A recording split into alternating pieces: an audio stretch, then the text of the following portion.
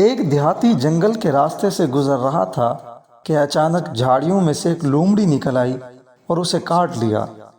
بیچارہ بہت پریشان ہوا، زخم ہو گیا تھا، درد بھی ہو رہا تھا، مگر اس سب سے زیادہ اسے فکر تھی تو بدنامی کی۔ دیہاتی سوچنے لگا، اگر میں سب کو کہوں کہ مجھے لومڑی نے کاٹا ہے تو لوگ ہنسیں گے، مذاق اڑائیں گے اور شاید کہیں لومڑی سے بھی کوئی کٹواتا ہے۔ چنانچہ وہ سیدھا قریبی گاؤں کے مشہور دم کرنے والے بزرگ کے پاس گیا۔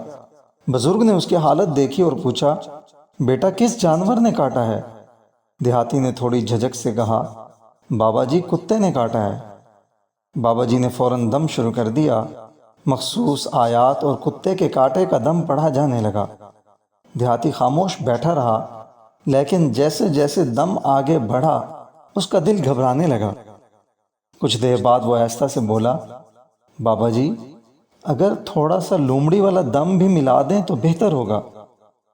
بابا جی نے حیران ہو کر اس کی طرف دیکھا اور مسکرا کر بولے، بیٹا تمہیں دم سے پہلے سچائی کی ضرورت ہے، دم بعد میں۔